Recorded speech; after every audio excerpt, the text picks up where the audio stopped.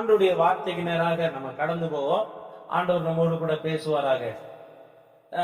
கர்த்தருடைய வார்த்தை முதலாவது அடிப்படை உபதேசத்துல முதலாவது அடிப்படை உபதேசத்துல முதலாவது என்னன்னா ரட்சிப்பு. முதலாவது என்னது? மனம் திரும்புதல். முதலாவது என்னது? மனம் திரும்புதல். அடிப்படை உபதேசத்துல இதை எப்பயுமே நம்மகிட்ட என்ன செய்யணும்? நம்ம அதை தெரிந்து வைத்திருக்கணும். முதலாவது அடிப்படை உபதேசத்துல முதல் உபதேசம் என்னது? மனம் திரும்புதல். இரண்டாவது ரட்சிக்கப்படுதல். இரண்டாவது என்னது? ரட்சிக்க. மூன்றாவது ஞானஸ்நானம் எடுக்கிறோம். நான்காவது பரிசுத்த ஆவியின் அபிஷேகம். என்ன சொல்லுங்க? பரிசுத்த ஆவியனுடைய அபிஷேகம். நாலாவது அபிஷேகம் மிக மிக முக்கியமான ஒன்று. இந்த பரிசுத்த ஆவியின் அபிஷேகத்தை நம்ம வாழ்க்கையில பெற்றுக்கொள்ளாவிட்டால் நாம் துர்பாக்கியசாலி. பெற்றுக்கொண்டவங்க பாக்கியசாலி, பாக்கியவான்கள். பெற்றுக்கொள்ளாதவங்க துர்பாக்கியசாலி. கடைசி காலத்துல உலகத்தில் இருக்கிற எல்லாம் குறைந்து போகும், அதுல அபிஷேகமும் குறைந்து போகும். அபிஷேகம்னா ஊற்றுகிற ஆண்டவர் குறைக்க மாட்டாரு, பெற்றுக்கொண்டவங்க குறைத்துக் கொள்வாங்க. பெற்றுக்கொண்டவங்க அபிஷேகத்துக்குள்ள நிறையில்லாம போயிருவாங்க. ஊழியர்களாகி நாங்களா இருக்கட்டும், விசுவாசிகளா இருக்கட்டும், நாளுக்கு நாள் அபிஷேகத்தினுடைய அளவானது குறைந்து கொண்டே இருக்கு. ஊற்றுகிறவர் நிரம்பி வடியும்படி ஊற்றுகிறார். அல்லேலூயா. ஊற்றுகிறவர் எப்படி ஊற்றுகிறாரா? நிரம்பி வடியும்படி ஊற்றுகிறார். பெற்றுக்கொள்றவங்க அளவோடு என்ன செய்யறாங்க? வைத்துக் கொள்ளுறாங்க. சில நேரத்துல டச்சோட வச்சுக்கிட்டாங்க, போதும் அப்படிங்கிற திருப்தி அடைகிறாங்க. அபிஷேகத்திலே மாத்திரம் நம்முடைய வாழ்க்கை ஒரு நாளும் திருப்தி அடைய கூடாது. கரங்களை உயர்த்தி ஆண்டவரை மகிமைப்படுத்தும். அல்லேலூயா. அபிஷேகத்துல மட்டும் என்ன செய்யக்கூடாது? திருப்தி வரக்கூடாது. கிறிஸ்தவ வாழ்க்கையில மட்டும் திருப்தி என்ன செய்யக்கூடாது? வரக்கூடாது. ஜெபம் பண்றோமா? திருப்தி வரக்கூடாது. வேதத்தை எதையுமே திருப்தி வரக்கூடாது.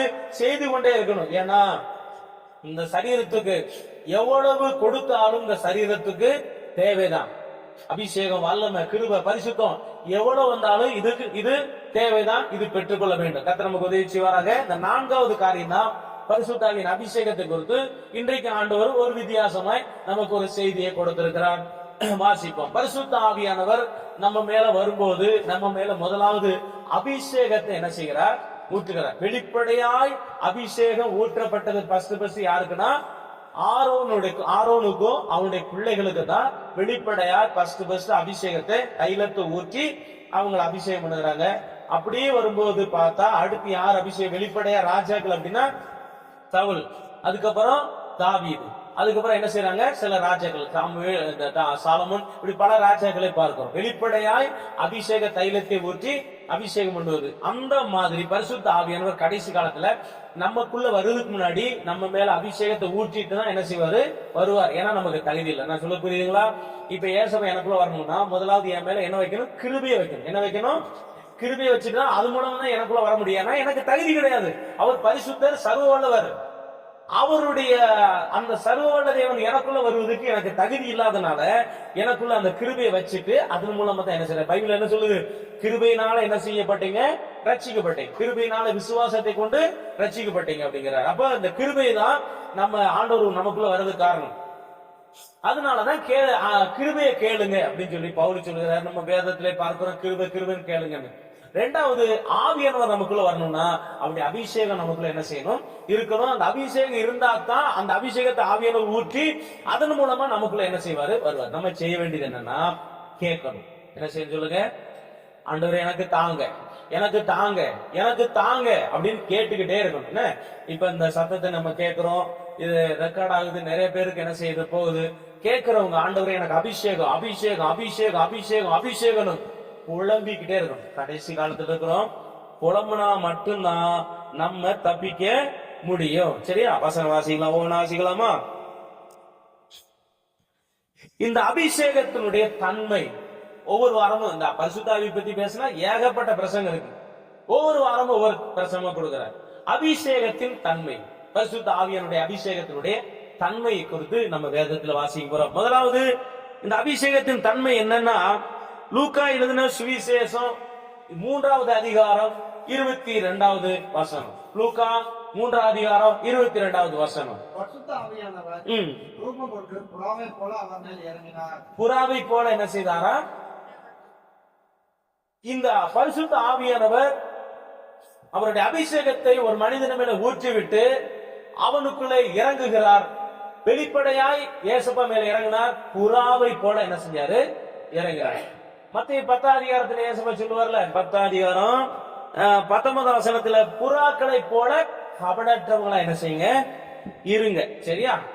இந்த கோணலும் மாறுபாடு அந்த பிலிப்பியர் 2ஆம் அதிகாரம் 15ஆம் வசனத்துல என்ன சொல்லிருப்பாங்க, பிலிப்பியர் 2:15, பிலிப்பியர் 2:15.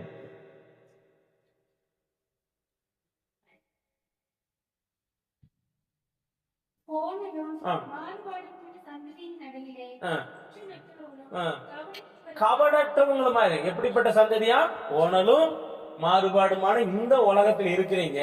நீங்க எப்படி இருக்கணுமா, குற்றமற்றவங்களாக இருங்க, கபடற்றவங்களா இருங்க. கபடற்றவங்களா என்ன செய்யுங்க, இந்த கபடு இல்லாம இருக்குன்னு சொல்லி பரிசுத்த ஆவியானவர் நமக்குள்ள வரும்போது, அவருடைய அபிஷேகம் நம்ம மேல ஊற்றப்படும் போது, இந்த அபிஷேகம் நமக்கு என்ன நன்மை செய்கிறது, அல்லது அந்த அபிஷேகத்தினுடைய தன்மை என்னன்னா கபடற்றவர்களாக மாற்றுவோம்.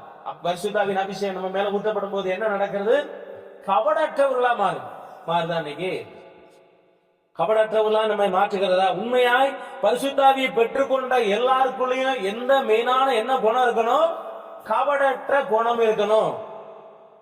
ஒரு இருதயமானது கபடற்ற இருதயம் இன்னைக்கு என்ன செய்யல, இல்ல. ஆண்டவர் ஒரு மனுஷனை கபடற்றவனா பாருங்க, மனுஷன் ஆண்டவர் படைக்கும் எப்படி படைச்சாரு, பூர்ணமா படைச்சாரு, பரிசுத்தமா படைச்சாரு. சாத்தா வந்தா பூர்ணத்தை கெடுத்துட்டான், பரிசுத்தத்தை என்ன செஞ்சுட்டான், கெடுத்துட்டான்.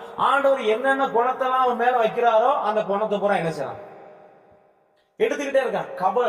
பாருங்க, புறாவை போல எப்படி இருங்க, ஆண்டவர் நீ புறாவை போல கபடற்றவங்களா இருக்கு. ஏன்னா அவரு பரிசுத்த ஆவியானவர் புறாவை போல இறங்கி வந்தாரா, அவரை மேல அபிஷேகம் ஊற்றப்பட்டதா, அந்த அபிஷேகம் கபடற்றவங்களா மாற்றினுச்சு. இன்னைக்கு அப்படியே சாத்தா என்ன செய்யறான், உள்ள வர்றான். இதுக்கு ஒரு வேத பகுதி இருக்கு தெரியுங்களா, நம்ம அப்போஸ்தலர் 9ஆம் அதிகாரம் 13வது வசனம் வாசிங்க.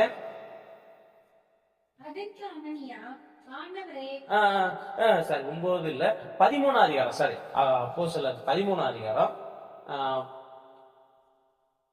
13 வசனமா, அந்த இந்த வசனம், அதாவது பவுல் ஆவில நிறைஞ்ச உடனே சொல்லுவார்ல, அப்பொழுது சவுல் என்ன பண்ண, எத்தனை வசனம் 10ஆம் வசனம்.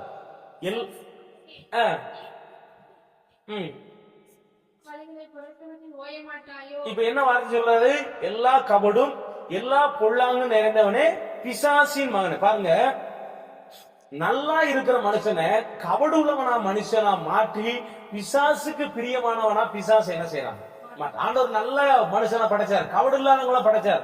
ஆனா பிசாசு அவங்களுக்குள்ள கபட விதைச்சு அந்த பிசாசுக்கு பிரியமானவனா மாற்ற. அதனாலதான் நம்ம தெரிஞ்சுக்கோங்க, பெரிய ஒரு பாவம் செஞ்சவங்க தான் நரகம் போவான்லாம் கிடையாது. சின்ன சின்ன குணங்கள், இந்த கபடுங்கிற குணமே என்ன செய்யுது, ஒரு மனுஷனை ஆண்டவரை விட்டு தூரமாக்குது. இப்ப அந்த கபடு இருக்கிறதுனால பவுல் என்ன சொல்றாரு, பிசாசுனுடைய மகனை எப்படி சொல்றாரா, அந்த குணம் அவனை யாரா மாத்திருச்சு, பிசாசுக்குரியவனை என்ன செஞ்சிருச்சு, மாற்றிது. அதனாலதான் நம்ம சின்ன பிள்ளைகளுக்கு முதற்கொண்டு நம்ம அவங்களுக்கு ஊட்டி வளர்க்கணும். கர்த்தர் காரியத்தை இப்படி யதார்த்தமா இருக்கணும், கபடற்றவனா இருக்கணும், ஆண்டவருக்குள்ள நம்ம இருதயம் என்ன செய்யணும், சின்ன வயசுல இருந்து வளர்க்கணும். பெரிய ஆளா இருந்தாலும் சரி, யாரா இருந்தாலும் சரி, இந்த குணங்களினால கர்த்தர் என்ன செய்வாராக, நமக்குள்ள நிரப்புவாராக. அல்லேலூயா. அப்போ பரிசுத்த ஆவியானவர் வரும்போது, ஒரு பரிசுத்த ஆவியானவர் நமக்குள்ள இருக்கும்போது, நம்ம ஊழியரா இருக்கட்டும், விசுவாசியா இருக்கட்டும், நமக்குள்ள என்ன குணம் இருக்கணும், கபடற்ற குணம். என்ன குணம் சொல்லுங்க, அந்த அபிஷேகம் நம்மை கபடற்றவர்களா என்ன செய்கிறது, மாற்றுகிறது. கேளு, ஆண்டவரே என்கிட்ட இருக்கா, கபடு இருந்தா என்ன செய்யுங்க. ஒருவேளை நமக்கு கபடுங்கிற குணம் நமக்கு இருக்கா இல்லையான்னு தெரியலன்னா, இந்த பைபிள்ல பாருங்க, கபடெல்லாம் ஒரு மனுஷனுக்குள்ள இருந்தா என்னென்னலாம் நடந்துச்சோ அந்த குணத்தை பாருங்க. அப்போ கபடுங்கிற ஒரு குணம், ஒரு கிரியை இருக்குன்னா, இந்த மாதிரி பைபிள்ல கபடு உள்ளவங்க இப்படி எல்லாம் இருந்தாங்க. அப்போ அந்த குணத்திலிருந்து என்னை வெளியே என்ன செய்ய கொண்டு வாங்க, என்னை காப்பாத்துங்க அப்படின்னு நம்ம சொல்லிக்கிட்டே சோமனிக்கிட்டே இருக்கணும், தப்பிக்கணும். ஏன்னா இந்த குணம் பிசாசுக்கு பிரியமானதை செய்தால் அவன் உள்ள வருவான். ஆண்டவருக்கு பிரியமான செய்தா அவரு வருவார். பிசாசுக்கு பிரியமான செய்தா அந்த பிசாசு உள்ள வந்துட்டானா போக மாட்டேன்னு சொல்லிட்டான்னு வச்சுக்கோங்களேன். அப்புறம் அந்த நபர் எப்பேற்பட்ட நபரா இருந்தாலும் சோழி கொண்டு இந்த நிலைமைக்கு வரக்கூடாதுன்னா டெய்லி சோம் பண்ணி இந்த குணங்களை என்னை விட்டு அழியட்டும். அதுக்குதான் அபிஷேகம் எனக்குள்ள வாங்க. நம்ம செய்யற, அதாவது பொதுவா கிறிஸ்தவத்துல செய்யற அபிஷேகம், பரிசுத்தாவின் அபிஷேகம் நம்ம கவடற்றவர்களா என்ன செய்யறது, மாற்று. ஆண்டவரே நாரதன் இந்த பிரசங்கம் முடியும் ஆண்டவர் வரலாம் எனக்குள்ள பெருகட்டு என்ன செய்வோம். இப்ப 2வது பாருங்க, 72வது சங்கீதம் 6வது வசனம், 65வது சங்கீதம் 9வது வசனம். இந்த ரெண்டு சங்கீதத்திலேயே ஒரு காரியம் இருக்கு. 72:6, 65:9.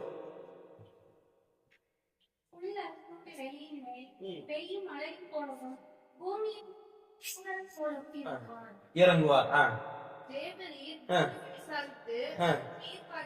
நீர் பாய்ச்சுகிறேன்.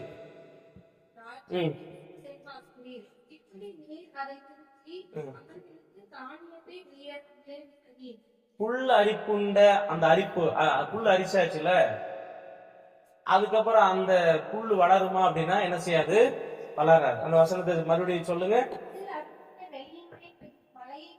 அவர் என்ன செய்வாரா, இறங்குவார். யாரு, நம்ம ஆண்டவர் இறங்குவார், அபிஷேகம் பண்ணுவார். அது வாசிக்கும் போது பாத்துங்க, அறுக்கப்பட்டாச்சு, இனி அது கண்டிப்பா என்ன செய்யாது. நெல் அறுக்கிறோம்னா மறுபடியும் முளைக்குமா, முளைக்காது. ஆனா அதன் மேல ஆண்டவர் அதை என்ன செய்யறாரு, மழையை பொய்ய பண்ணி இறங்கி அதை என்ன செய்யறாரா, செழிப்பாக்குறார். நம்ம வாழ்க்கை அப்படிதான் போச்சுன்னு வைங்களேன். அப்படிதான் இருக்கு. கிறிஸ்துக்குள்ள நம்ம எதிர்பார்த்த மாதிரி இல்லை, வாழ்க்கை அறுப்புண்டு போச்சு அவ்வளவுதான் அப்படின்னு நினைச்சாலும், பரிசுத்த ஆவியானவர் நம்ம மேல அந்த எப்படி அந்த பனி மழை சாரல் இறங்கி அதை உழைக்க வைக்கிறதோ. அடுத்த சங்கீதம் சொல்லுது 65ல என்ன சொல்லுது, 9வது வசனத்தில் என்ன சொல்லி இருக்குதுன்னா, அந்த பூமி விசாரித்து அதை நீர் பாய்ச்சி அதை செழிப்பாக்குகிறார். இன்னொரு வசனம் இருக்கு, 32வது அதிகாரம், ஏசாயா 32வது அதிகாரம் 15வது வசனத்துல இந்த செழிப்பை குறித்து சொல்லப்பட்டு பாருங்களேன். 32:15 ஏசாயா இருக்கும்.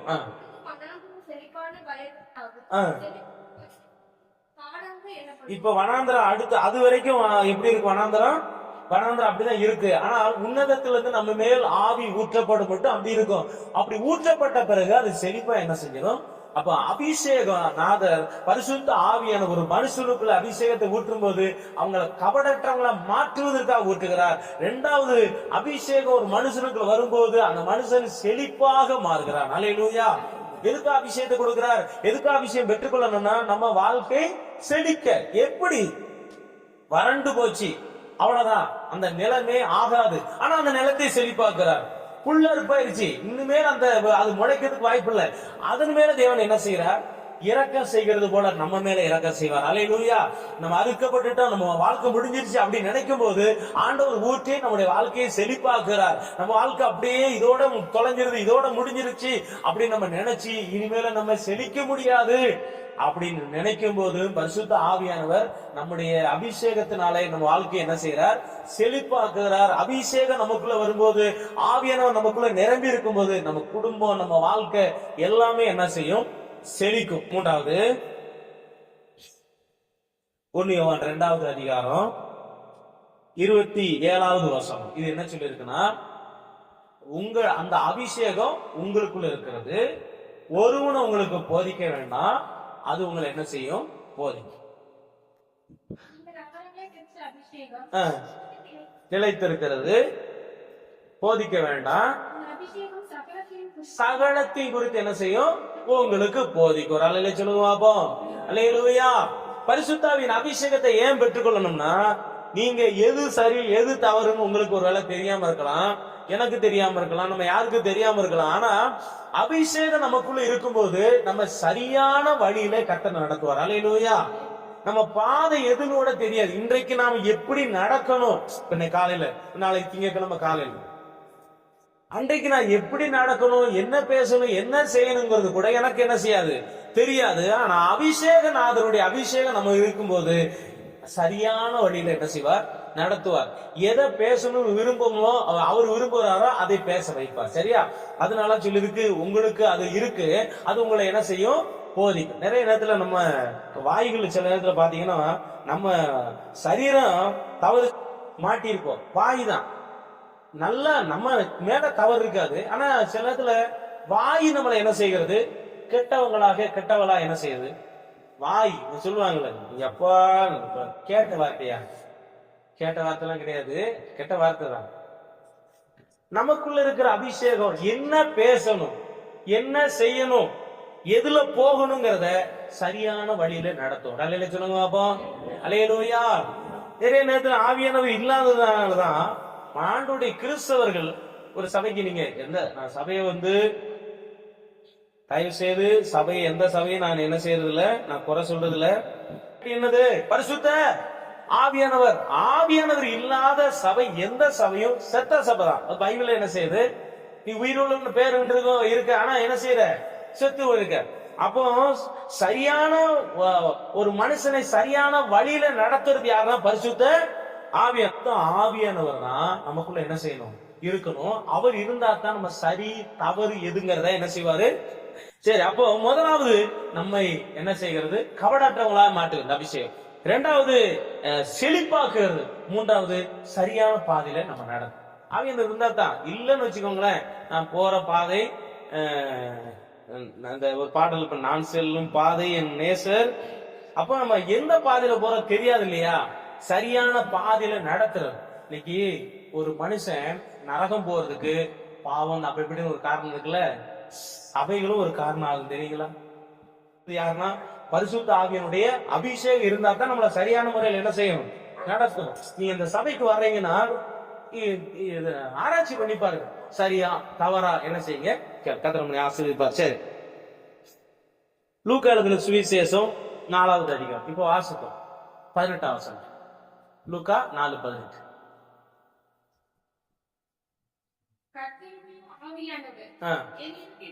என்மேல் இருக்கிறார்.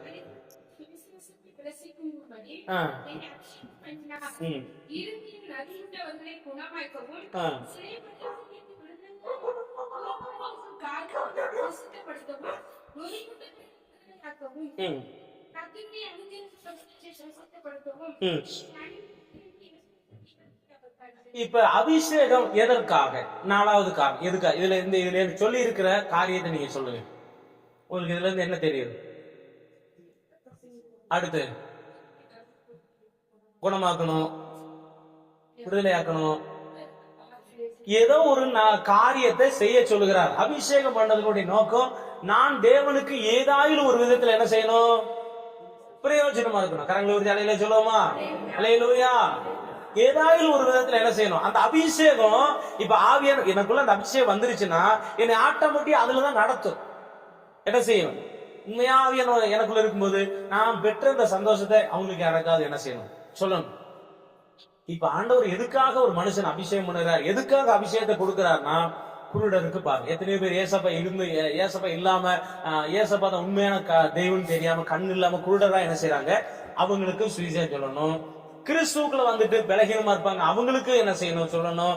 ஏதாயிலும் ஒரு விதத்துல நான் கர்த்தருக்கு என்ன செய்யணும், பிரயோஜனமா இருக்கணும். எத்தனை வருஷம் பாத்தீங்கன்னா சில நேரத்துல நம்மள பிசாசு என்ன பண்ணி வச்சிருக்கான்னு தெரியுமா, எத்தனை வருஷம் விசுவாசியா இருந்து ஒரு ஆத்துமா என்ன செய்யணும், ஆதாயம் பண்ண முடியல. அது எவ்வளவு கஷ்டமானது. அந்த வாழ்க்கை ஆண்டவர் நாளைக்கு கேட்பார்ல, இத்தனை வருஷம் நீ உனக்கு பூமியில கொடுத்தேன், இத்தனை வருஷம் நீ என் பிள்ளையா இருந்த, எத்தனை பேரை ஆதாயம் பண்ண, எத்தனை பேரை ஆதாயம் பண்ண தெரியாது. அப்ப ஆண்டவர் கேட்கும் போது நம்ம என்ன செய்யக்கூடாது, இந்த பாடல் இருக்குல்ல, தேவன் வருவார் கணக்கு கேட்பார், ஆளில்லை அப்படி அந்த கேட்பார், என்ன செய்த, எப்படி செய்த, என்ன சொல்ல அப்படின்னு சொல்லி அந்த வசனம் சொல்லு. ஏதாயிலும் ஒன்று நான் பிரயோஜனமா இருக்க வேண்டும். அல்லேலூயா. மத்தேயு 25ஆம் அதிகாரம் 30வது வசனத்துல என்ன சொல்லி இருக்குன்னா,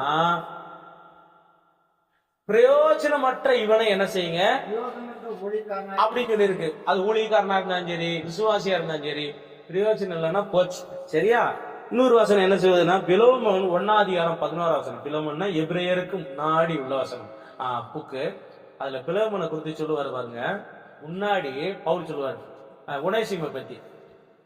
அவன் முன்பு 1:11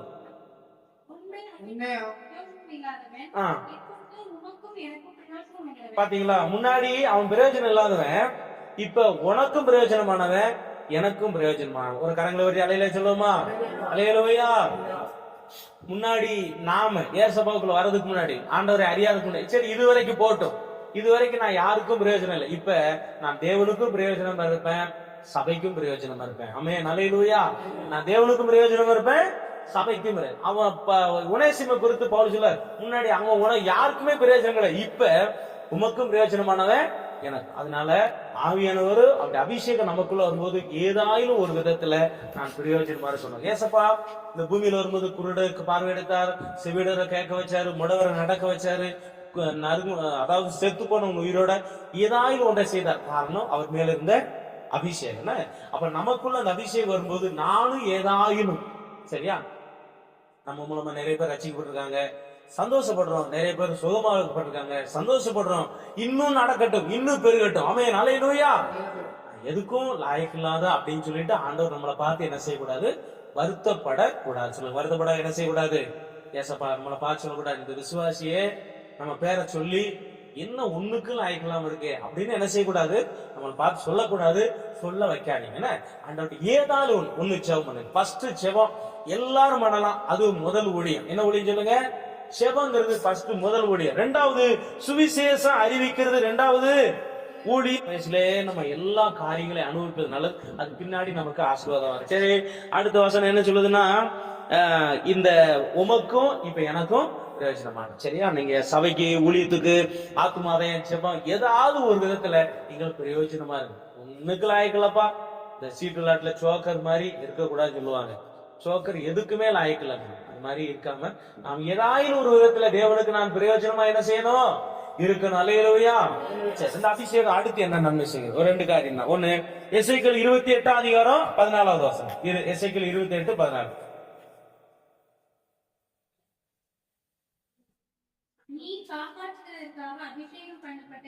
நீ காப்பாற்றுவதற்காக அபிஷேகம் பண்ணப்பட்ட, அது சாத்தானை குறித்து சொல்லப்படும். சாத்தான் நல்லவனா இருக்கும்போது அவன் ஆண்டவர் அபிஷேகம் எதுக்கு பண்ணாரா, காப்பாற்று. யாரை, அந்த ஆண்டவர் கொடுக்கப்பட்ட பொறுப்பை காப்பாற்று. இன்னைக்கு நம்மளை காப்பாற்றணும், நம்ம மூலியமா நம்ம சபையை காப்பாற்றணும், ஊழியத்தை எல்லாத்தையும் காப்பாற்ற வேண்டிய இடத்துல ஆண்டவர் நம்மளை அபிஷேகம் பண்ணி வைத்திருக்காரு. அல்லேலூயா.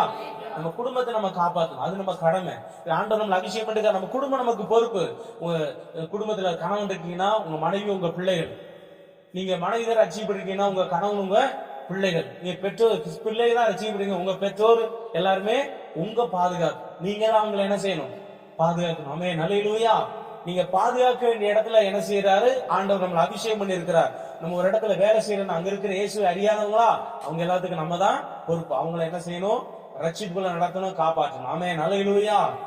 நமக்கு ஒரு மேல ஒரு அதிகாரி இருக்கான் அல்லது ஓனர் இருக்கான்னா அவன் இயேசுவை அறியாதவன், அவனுக்கு நம்ம தான் என்னது பொறுப்பு, அவங்கள ரட்சிப்புகளை நடத்த ஜெபம் பண்ணுவோம்.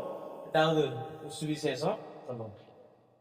இன்னைக்கு இந்த சபை நிலைத்திருப்பதற்கு ஃபர்ஸ்ட் நம்ம தேவன், நம்ம ஏசப்பா நமக்காக ஜெபம் பண்ணுகிறார். இப்ப நானா இருக்கும், நம்ம எல்லாருக்கும் அழிந்து நரகம் போகாதபடி நம்ம உயிரோடு இருப்பது காரணம், முதல் காரணம் யாரு, நம்முடைய, சொல்லுங்க, ஏசப்பா. ஆமென், அல்லேலூயா. ஏசப்பா முதலாவது காரணம். இரண்டாவது அவர் சிந்தின ரத்தம், அவர் சிந்தின ரத்தம் நமக்கா பயந்து பேசிக்கிட்டு இருக்கு. மூணாவது தேவனுடைய கிருபை, தேவனுடைய கிருபை. நாலாவது நம்முடைய பரிசுத்த ஆவியானவர். அல்லேலூயா. அந்த அபிஷேகம் தான் நம்ம என்ன செய்து காத்து கொண்டிருக்கிறது. அதனால நம்மை நம்ம காப்பாற்றப்படணும், நம்ம 4 பேரை நிறைய நேரத்துல காப்பாற்றுகிற இடத்துல இருக்கிற நாம் நம்மளே சில நேரத்துல காப்பாற்ற முடியாம போயிருது, அல்லது அடுத்தவங்க நம்மளை காப்பாற்றுகிற நிலைமை வைத்துக் கொள்ளக்கூடாது. நம்மளை ஆண்டவர் அபிஷேகம் பண்ண எதுக்குன்னா 4 பேரை காப்பாற்றும்.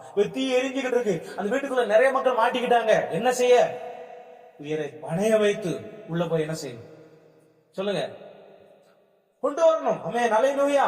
யூதா அப்படிதான் சொல்றாரு, தீ எரிஞ்சுக்கிட்டு இருக்காங்க, என்ன செய், இழுங்க அப்படிங்கிற நம்மளை காப்பு. ஏன்னா அந்த அக்கினியை ஜெயிச்சவர் யாருக்குள்ள இருக்கிறார், சரியா. நம்ம போகும்போது அந்த அக்கினி நம்மளை என்ன செய்யாது, ஒன்றும் நல்லா கவனிச்சுங்க. நமக்குள்ள அந்த அக்கினி எரியுது, நமக்குள்ள அக்கினி இருக்கு, அக்கினியை ஜெயித்தவர் நமக்குள்ள இருக்கிறாரு. நம்ம உள்ள போய் காப்பாற்றும் போது இது எதுக்குன்னா ஆவிக்குரிய அர்த்தம் சொல்றேன். நிறைய மக்கள் நரகத்தில் இருக்காங்க, நிறைய பேர் சாத்தானுக்குள்ள இருக்காங்க, போய்கிட்டு இருக்காங்க. உங்களை போய் காப்பாற்றணும். அங்க போய் காப்பாற்றும் போது அது சும்மா இருப்பானா, சாத்தான் சும்மா இருப்பானா, ஒருத்தர் ஏசப்பாக்குள்ள வந்தா சும்மா இருப்பானா, அந்த சாத்தான் போராடுவான். அவனை ஜெயித்தவர் நமக்குள்ள என்ன செய்யறாரு, எப்படியாவது அவங்களை காப்பாற்று. நிறைய பேர் சாகுற இருக்காங்க, தற்கொலைக்கு போய்கிட்டு இருக்காங்க, நிறைய பேர் இன்னையோட குடும்பத்தை அழிச்சிடலாம், அவங்கள காப்பாத்துங்க. சில நேரத்துல ஆக்சிடென்ட்ல சாக போய்கிட்டு இருக்காங்க, அவங்கள என்ன செய்யுங்க, காப்பாற்றுங்க. ஆமென், அல்லேலூயா. நம்ம காப்பாற்றுகிறவர் அடுத்த நிமிஷம் சாகுற நபரா இருக்கும், நம்ம காப்பாற்றும் போது அவங்க சொல்லுவாங்க, நாளைக்கு நான் செத்துறேன்னு நினைச்சேன், நீங்க என்ன செஞ்சிட்டீங்க. இப்படி ஆண்டவர் நம்மளை அபிஷேகம் பண்ணி வைத்திருக்கிறார். ஆமென், அல்லேலூயா. இந்த அபிஷேகத்துக்காகத்தான் ஆண்டவர்கிட்ட நம்ம கெஞ்சி, ஆண்டவரை அபிஷேகம் பண்ணுங்க, அபிஷேகம் பண்ணுங்க, அபிஷேகம் பண்ணுங்க, அபிஷேகம் பண்ணுங்க கேட்க வேண்டியது நம்ம கடன். சரியா? 1 சாமுவேல் 26 வசனம், 26 9, 24 6, இந்த 2 வசனம் வாசிங்க.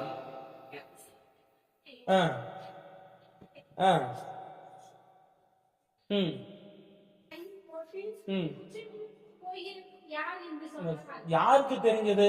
தாவீதுக்கு தெரிஞ்சது. என்னன்னா அபிஷேகம் என்ன செய்யுது? தாவீது சவுல் அவன் அபிஷேகத்தை இழந்தாலும் ஒரு நாள் அபிஷேகம் பெற்றான்னு சொல்லி தாவீது சொல்றான், அவனை கொள்ளாதப்பா, அபிஷேகம் பெற்றுக்கிறான். அதே மாதிரி 24 அதிகாரத்திலயும் அதே வார்த்தை சொல்லு, 6 வசனத்துல அவன் அபிஷேகம் கொள்ளாத, அவன் அபிஷேகம் பண்ணிருக்கிறான்.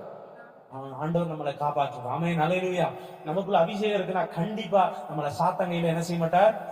கண்டிப்பா சொல்லுங்க, ஒப்பு கொடுக்க மாட்டார். ஆமென், அல்லேலூயா. நமக்குள்ள இருக்கிற அபிஷேகம் இருக்கும்போது சாத்தாங்கையில ஒப்பு கொடுக்க மாட்டார். வீணான மரணத்துக்கு நம்மளை என்ன செய்ய மாட்டார்? ஒப்பு கொடுக்க மாட்டார்.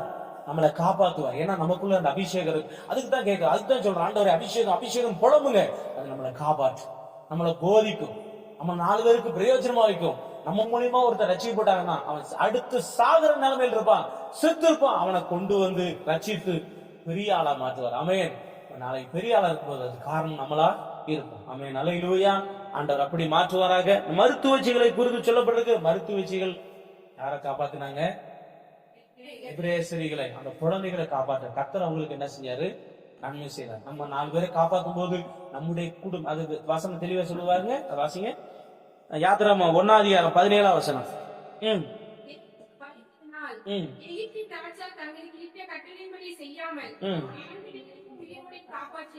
அதனால அடுத்த வசனம், கடைசி வசனம், மருத்துவச்சிகளுக்கு பயந்ததுனால. கரங்களை வருத்தி அல்லேலூயா சொல்லுமா? அல்லேலூயா. நம்ம ஒருத்தரை காப்பாற்றும் பொழுது கர்த்தர் நம்ம குடும்பத்தை தலைக்க செய்வார். சொல்லுங்க, நான் மற்றவங்களை காப்பாற்றும் போது கர்த்தர் என் குடும்பத்தை தலைக்க செய்கிறார். அல்லேலூயா. அந்த மருத்துவச்சி அவங்க இன்னொருத்தரை காப்பாத்தினாங்க. ஆண்டவர் அவங்க குடும்பத்தை என்ன செஞ்சாரு? தலைக்க செய்தார். தலைச்சு அவங்க குடும்பம் நல்லா இருந்துச்சு. இன்னைக்கு நம்ம ஆண்டவருடைய பிள்ளைங்க நம்ம மற்றவங்களுக்கு நல்லது செய்யும் போது நம்ம குடும்பத்தை கர்த்தர் தலைக்க வைப்பார். ஆமென், அல்லேலூயா. சரியா? கர்த்தருக்கு மகிமை உண்டாகட்டும், ஆண்டவருக்கு மகிமை உண்டாகட்டும். பாருங்க, வைத்திருக்கிறார். அதுல அவன் என்ன கெட்ட பேர் வந்தாலும் சரி நமக்கு அவசியம் இல்லை. நம்ம காப்பாற்றணும். ஒரு நாளைக்கு அவன் நல்லா இருக்கும்போது நம்ம சந்தோஷப்படுவாங்களா? பாருங்க, ஒரு குடும்பம் தூரத்தில் இருக்கிறாங்க. அவங்க சொல்றாங்க, பாஸ்டர் நீங்க மட்டும் வந்து எங்களுக்கு சுவிசேஷம் சொல்லி எங்களை ரட்சிப்பு நடத்தலன்னா நாங்க என்ன செஞ்சிருப்போம்? தற்கொலை பண்ணி செத்துருப்போம் அப்படின்னா. அதை கேட்கும் போது நமக்கு சந்தோஷம். நம்மளால ஒரு குடும்பம் நல்லா இருக்கு. ஆமென், வராலிலே சொல்லுவோமா? அல்லேலூயா. அவங்க பொண்ணு எல்லாரும் இன்னைக்கு நல்லா இருக்காங்க. ஏசு பார்க்கிறவங்க நல்லா இருக்காங்க. நம்ம அதை பார்க்கும்போது சந்தோஷப்படுறோம். 4 பேர் வாழ வைக்கிறதுக்கு நமக்கு ஒரு மேன்மையை கர்த்தர் என்ன செஞ்சிருக்கிறாரு? நீங்களும் நம்ம எல்லாரும் அடுத்தவங்க வாழ்வதற்கு நம்ம ஒரு காரணமா இருக்கணும். நாளைக்கு அதான் சொல்றாங்க, நாளைக்கு அவன் செத்து போயிருப்பான். அவனை நம்ம கத்தருக்குள்ள நடத்தும் போது அவன் அழுவான், நான் செத்துருப்பேனே, இன்னைக்கு என்னை காப்பாத்திட்டீங்களே. அப்படி அந்த மாதிரி நம்மளை கர்த்தர் என்ன செய்யணும்? கடைசியாக என்ன சொல்லி இருக்குன்னா, ஏசாயா 45 அதிகாரம் 1வது வசனம். ஏசாயா 45 1. ஏசாயா 45 1.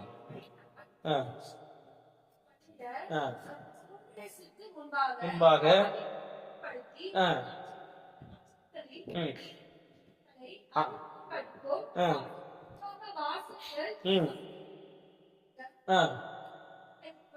அடுத்த வசனம் வெங்கல கதவு போனலே சேவையாக்கும். அடுத்த வசனம், வெங்கல கதவுகளை உடைத்து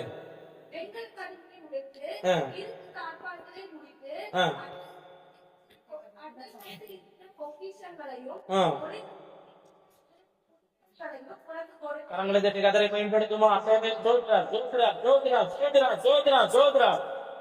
என்ன சொல்லுகிறாரு? நான் அபிஷேகம் பண்ணின கோரேசுக்கு முன்னாடி எல்லாத்தையும் தகர்த்து போடுவேன். அல்லேலூயா. அவனுக்கு முன்னாடி இருக்கிற தடைகள் எல்லாம் என்ன செய்யும்? உடைக்கப்படும். அவனுக்கு எல்லா நன்மையும் என்ன செய்யும்? தேடி வரும். இன்னைக்கு நம்மள ஆண்டவர் அபிஷேகம் பண்ணும் போது உங்க குடும்பத்துக்கு விரோதமாய், உங்களுடைய வாழ்க்கைக்கு விரோதமா இருக்கிற எல்லா தடைகளும் உடைந்து போகும். அல்லேலூயா. நீங்கள் முன்னேறக்கூடாதபடி இருக்கிற தடைகள் எல்லாம் என்ன செய்யும்? உடைந்து போகும். நீங்க மேன்மை அடையக்கூடாதபடி இருக்கிற தடைகள் எல்லாம் என்ன செய்யும்? உடைந்து போகும். ஆமென். அல்லேலூயா. என் அபிஷேகத்துக்கு முன்னாடி எந்த தீமையும் எந்த தடையும் என்ன செய்ய முடியாது? நிக்க முடியாது. இப்ப பாருங்க, நான் அபிஷேகம் பண்ண கோரேசுக்கு முன்னாடி எல்லாத்தையும் கீழ்படுத்துவேன், தடைகளை உடைப்பேன், இரும்பு வெங்கல கதவு, இரும்பு தாழ்பால்களை என்ன செய்வேன்? முறித்து போடுவேன். ஆமென். அல்லேலூயா. அந்த தெய்வத்தை நம்ம என்ன செய்யறோம்? ஆராதிக்கிறோம். அந்த ஜெயம் கொடுக்கிற தெய்வத்தை ஆராதிக்கிறோம். அந்த அபிஷேக தெய்வத்தை நம்ம என்ன செய்யறோம்? இப்ப நம்ம என்ன செய்யணும்னா, இந்த சொல்லப்பட்ட இந்த அத்தனை அபிஷேகம் மேல வரணும். சொல்லுங்க, இத்தனை அபிஷேகம் எனக்கு வரணும், எனக்குள்ள வரணும். நான் இந்த அபிஷேகத்தினால அவங்க என்ன நன்மை பெற்றாங்களோ அதே நன்மையை நான் என்ன செய்யணும்? பெறணும். ஆண்டவரே, அல்லேலூயா. அந்த அபிஷேகத்தை நான் பெறணும். தடைகளை நீக்கிறவர். மீகா பாக்குறோம், மீகால வாசிக்கும் போது மீகா சொல்லுகிறாரு, தடைகளை நீக்கி போடுகிறவர் உனக்கு முன்னாடி என்ன செய்யறாராம்? கடன். நம்ம சகரியாட்ட சொல்லுவாரு, சகரியா புத்தகத்துல சொல்லும் போது, செர்பாவேலே பலத்தினாலும் அல்ல, பராக்கிரமத்தினாலும் அல்ல, பரிசுத்த ஆவியானவரால் எல்லாம் என்ன செய்யும்? நம்ம எல்லாரும் என்ன செய்வோம்? அப்படின்னு முழங்கால் போட்டு, ஆண்டவரே இந்த அபிஷேகத்தினால என்னை நிரப்பும், ஆண்டவரே இந்த அபிஷேகத்தினால் நிரப்பும். எல்லாரும் கண்களை மூடி ஜெபம் பண்ணுமா? அல்லேலூயா. சோதனை அதுக்கு பிரசுரத்தில் இருக்குன்னு எல்லாரும் ரெடியா இருங்க. சோதனை ஜெபம் பண்ணுவோம். அல்லேலூயா. சோதரம், ஓசனா, தகப்பனே, கோடானு கோடி சோதரம், சோதரம், சோதரம். முதலாவது சொல்லப்பட்டிருக்கிறது என்னது? ஆண்டவரே, அபிஷேகமானது கபடற்றவர்களா எங்களை மாற்றுகிறது. அபிஷேகம் எங்களை கபடற்றவர்களா மாற்றுகிறது. கபடற்ற ஆண்டவரே அபிஷேகத்தின் மேலே ஊற்றும். ஆண்டவரே, கபடற்ற அபிஷேகத்தின் மேல ஊற்றும். செழிப்பாய் மாற்றுகிற அபிஷேகத்தை உன்னை என் மேல ஊற்றும். போதிக்கிற அபிஷேகத்தை ஊற்றும். பல விதமான அற்புத அடையாளங்களை செய்து அல்லேலூயா தேவனுக்கு பிரயோஜனமாய் இருக்கிற அபிஷேகத்தின் மேல ஊற்றும். ஆண்டவரே, அல்லேலூயா காப்பாற்றுகிற அபிஷேகம், அல்லேலூயா தடைகளை உடைத்து நொறுக்குகிற அபிஷேகம், அல்லேலூயா இந்த அபிஷேகத்தினால அடியனை நிரப்பும். அல்லேலூயா. என்னோடு ஜெபிக்கிற எல்லா விசுவாச பிள்ளைகளை நிரப்பும். ஆண்டவரே, அல்லேலூயா. எல்லாரும் கர்த்தமா கேட்போமா?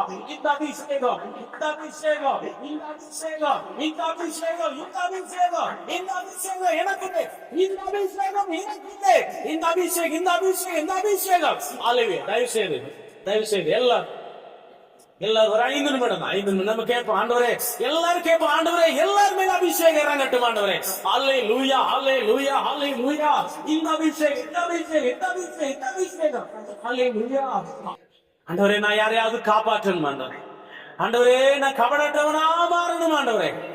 ஆண்டவரே, சோதனை எனக்கு எது சரிங்கிறத நீங்க எனக்குள்ள போதிக்கணும். தடைகள் எல்லாம் உடையட்டும் பேசணும். சொல்லுங்க, எல்லா தடைகள் உடையட்டும். எனக்கு முன்னாடி இருக்கிற எல்லா தடைகள் உடையட்டும். எனக்கு முன்னாடி இருக்கிற எல்லா கட்டங்களும் உடையட்டும். நான் முன்னேறக்கூடாதபடி இருக்கிற தடைகள் பரிசுத்த ஆவியின் அபிஷேகத்தால் உடைக்கப்படுவதாக, பரிசுத்த ஆவியின் அபிஷேகத்தால் உடைக்கப்படுவதாக. எல்லாம் உடைந்து போகட்டும் பேசுவேன் நாமத்தினால. எல்லாம் உடைந்து போகட்டும். எனக்கு கர்த்தர்